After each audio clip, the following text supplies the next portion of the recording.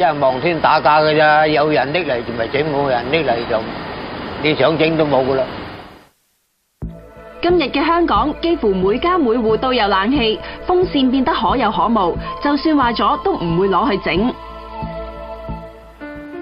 不過喺深水埗就仍然有一間專係幫人修理風扇嘅風扇醫院。院長波叔雖然年近80，但每日依然風雨不改咁幫5勞7傷嘅風扇診症醫病。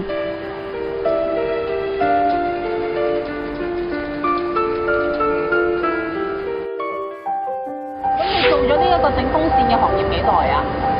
整我咧，即係20幾30年㗎，即係我人都係做3行嘅。咁咪即係傷咗隻手，咁啊我個手靈活啦，咁啊先學做風扇。咁係咪通常做一啲街坊生意多咧？街坊即係多數係街坊，度度都有，離島都有。呢30幾年嚟，波叔醫好過無數風扇，乜嘢奇難雜症都難佢唔到。不過拎嚟整嘅風扇，最多都係個摩打壞咗，唔識行，或者好似呢一把咁唔識擺啫。波叔3兩下手勢，唔使1個鐘就整好啦。咁你係無師自通去整風扇，定係有跟人去學過㗎？因為無師自通，初期咁唔識咁啊，攞把翻嚟整唔到係拆爛佢。然後再買把翻嚟整好佢。波叔喺1964年開始已經喺深水埗一個樓梯底擺檔，直至到今年4月先至俾業主趕走，被逼搬到附近嘅後巷，搞到一班想整風扇嘅客人都周圍揾波叔嘅身影。我今日先至知道佢搬嚟呢度。即幾年前開始幫襯啊？好多年前啊。我諗01年啦，03年啦。咁多年嚟，波叔一雙巧手將無數風扇妙手回春，亦都因為咁而令到雙手粗糙不堪、滾滿黑邊，甚至留下一道道嘅傷痕。佢仲試過俾電親，當中嘅辛酸真係不足為外人道。但係波叔從來都冇諗過放棄。又係興趣，又係職業，又有錢收，你話幾好啊？以後為大眾服務。但係夠你生活咩？整風扇？咁我一家3口起碼都靠佢先啦，係嘛？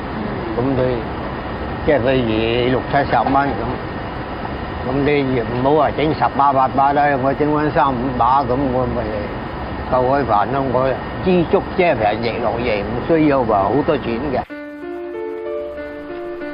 波叔每日中午就嚟到後巷開檔，直至到夜晚7、8點先至收工。但整一把風扇只係得60至到80蚊，計埋1個月都係得幾千蚊收入，勉強夠養活波叔同埋2個仔女。而家被逼搬咗去後巷，唔止生意少咗，仲俾食環署要求離開。所以波叔帶我哋重遊舊地，都零舍顯得感慨。起碼咧好多街坊啦，係嘛？個街坊見到風扇佬個都話風扇大王。咁呢度有啲咩回憶啊？呢度好話回憶啊，好多傷心事。係咪因為俾人哋趕走，所以令到好傷心啊？係啊，而家咧俾人吊緊鹽水。係咪將你幾10年嘅心血都白費晒？係啊，乜嘢希望都冇。係咪依家覺得前路都好渺茫？冇話前路啊，生活都要命啊！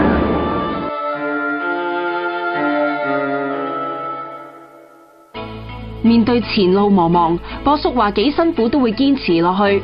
不過喺被淘汰邊緣掙扎求存，對本業不離不棄嘅，又點止佢一個啊？我係威哥，我喺度做咗30幾年㗎啦，我哋5代㗎啦，我自己本人都做咗30幾年㗎啦。落雨出街，大家都會擔翻把遮，但係大雨過後，隨時都會見到雨遮俾人用完即棄嘅畫面。而家10零20蚊就可以買到一把遮，所以好多人都唔會珍惜，爛咗就換個把新嘅，會攞去整嘅人真係少之又少。呢條撐咧就甩咗出嚟，咁甩咗出嚟咧，我哋要安翻落去。咁佢原底呢度咧就有損毀啦，咁我哋要更換一下。威哥話啲遮最常損壞嘅就係遮骨個位同埋甩咗啲窩釘，不過對威哥嚟講，呢一啲只係小兒科，幾分鐘就搞得掂。就係整翻呢粒啦，呢粒啦，佢原底咧就係咁嘅，而家整翻啦，咁整翻咧嗰把遮唔使嘥咗啦。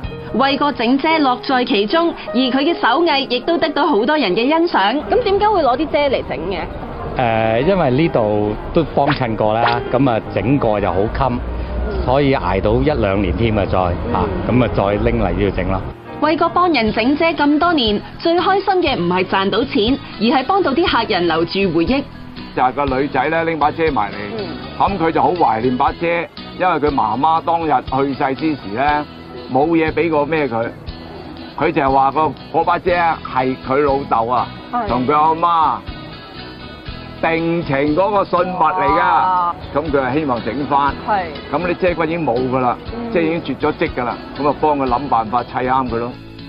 喺香港可以整遮嘅鋪頭真係寥寥可數，專門整風扇嘅風扇醫院亦都差唔多碩果僅存。威哥同波叔對於自己行業嘅前景都感到茫然。做到60零啊收工㗎啦，退休咯，唔做啦，咁啊由佢息微㗎咯，咪點啊？我都唔知點打算，做得一日就算一日啦，